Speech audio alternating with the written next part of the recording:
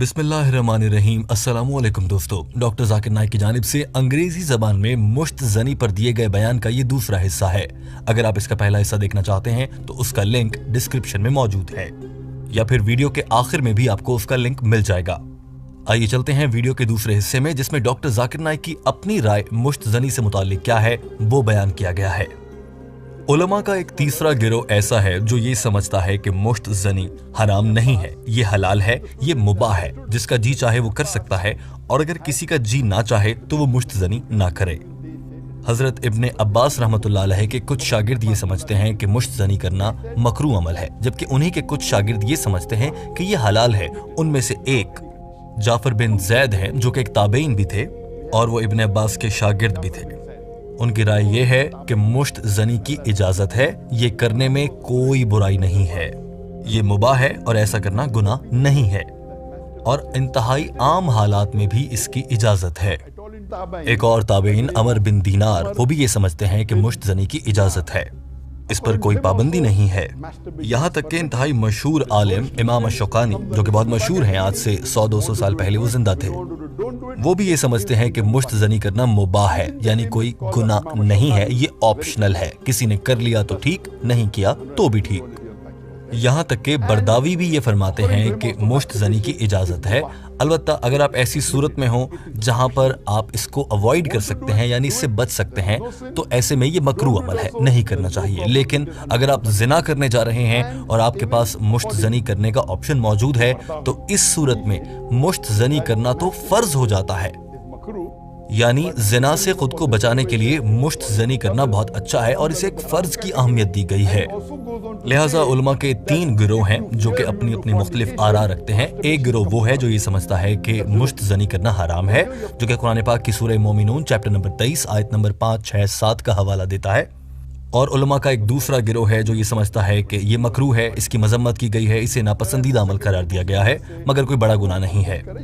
और उलमा का एक तीसरा गिरोह है, जैसे कि मैंने बताया, जो ये समझता है कि इसकी इजाज़त है, ऐसा करने में कोई बुराई नहीं है, मुश्त ज़नी की इस्लाम में इजाज़त है।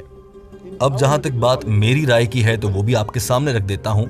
चूँकि मैं एक मेडिकल डॉक्टर भी हूँ और जब मैं मेडिकल कॉलेज में पढ़ रहा था तो उस मौके पर एक बहुत मशहूर गुफ्तगू और जुमला हमारे दरमियान ये भी हुआ करता था कि जब किसी भी आदमी से पूछा जाए कि क्या तुम मुश्त ज़नी करते हो, तो उनमें से 99% लोग ये कहते हैं कि हाँ वो मुश्त ज़नी करते हैं, और जो बाकी 1% होते हैं वो झूठ बोल रहे होते हैं। बहरहाल ये तो एक लतीफ़ा है और ये मेडिकल के तालिब इल्मों के बीच ही होता है और ये सच भी नहीं है। लेकिन एक ताज़ा तरीन साइंसी तहक़ीक़ के मुताबिक 95% अफराद जिनमें मर्द शामिल हैं वो मुश्त ज़नी करते हैं और लगभग 80% औरतें भी मुश्त ज़नी करती हैं।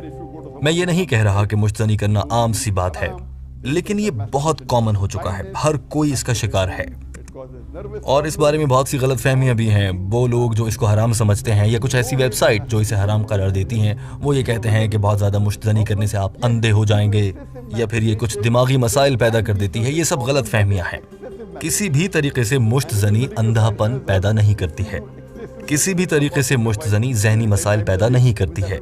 हाँ, अलबत्ता अगर आप बहुत ज़्यादा करेंगे, बहुत ज़्यादा मुश्त ज़नी की जाए तो उससे जाहिर है मसाइल पैदा होने लगेंगे। ये तो मुश्त ज़नी है, हत्ता कि साइंस हमें ये बताती है कि अगर आप अपनी बीवी के साथ भी दिन में 10 बार जिनसी अमल करेंगे तो जाहिर आप बीमार पड़ जाएंगे, आप कमज़ोर हो जाएंगे। लिहाजा किसी भी चीज़ की बहुत ज़्यादा ज़्यादती तो जाहिर है मसला पैदा करेगी। लेकिन मेडिकल साइंस के हिसाब से चलते हुए आम मुश्त ज़नी यानी तरतीब में रहते हुए इसमें कोई बुराई नहीं है और इससे जिस्म को कोई नुकसान नहीं पहुँचता है। लेकिन लोगों की एक अक्सरियत है जो मुश्त ज़नी करती है। मैं ये नहीं कह रहा कि ये एक रस्म है या एक रिवाज है, ऐसा करना चाहिए, लेकिन एक अक्सरियत, बड़ी तादाद लोगों की मुश्त ज़नी करती है।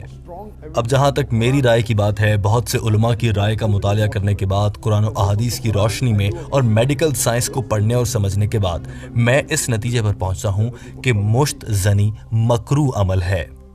मैं इसे हराम नहीं मकरूह समझता हूँ, क्योंकि किसी भी चीज़ को मकरूह साबित करने के लिए कुरान और हदीस से सख्त और ठोस शवाहिद की ज़रूरत होती है और इस मौजू पर ऐसा कोई सबूत मौजूद नहीं है।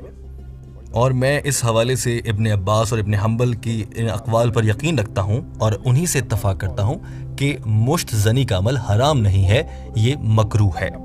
और कुरान पाक की सूरह मोमिनून चैप्टर नंबर 23 आयत नंबर 5, 6 और 7 में जो इरशाद फरमाया गया है उसके मुताबिक भी मैं समझता हूँ कि वहाँ पर मुश्त ज़नी से मना नहीं किया गया है। सिर्फ ये कहा गया है कि अपनी शर्मगाहों की हिफाजत करो, जिसका ये मतलब लिया जा सकता है कि अपनी शर्मगाह को दूसरों से छुपा कर रखो। अपने आप से इसमें छुपाने की कोई ज़रूरत नहीं है और अपने हाथ से अपने जिस्म के ज़रिए खुद लज्जती इस्लाम के मुताबिक मुमकिन है, मगर ये मकरूह है और ये मेरी राय है।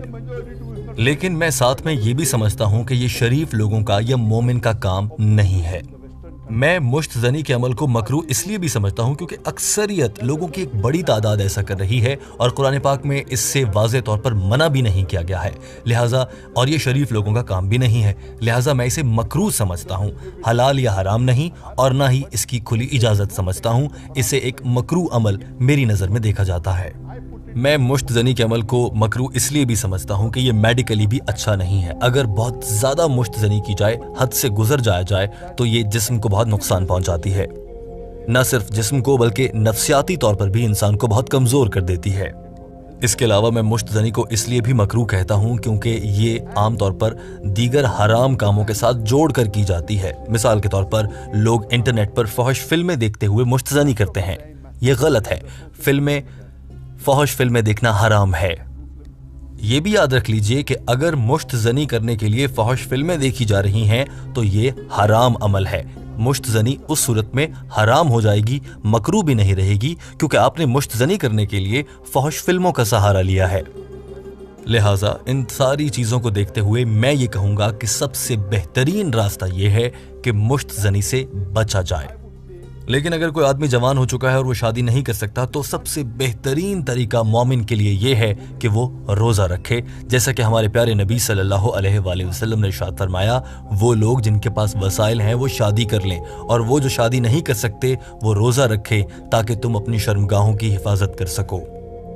और ये बात अब साइंस से भी साबित हो चुकी है कि अगर आप रोज़ा रखें तो आपकी जिनसी ख्वाहिश कम हो जाती है, लिहाजा रोज़ा रख लेना चाहिए। मगर अब ये भी तो मुमकिन नहीं कि कोई शख्स पूरी ज़िंदगी रोज़े रखता रहे, वो जवान भी हो।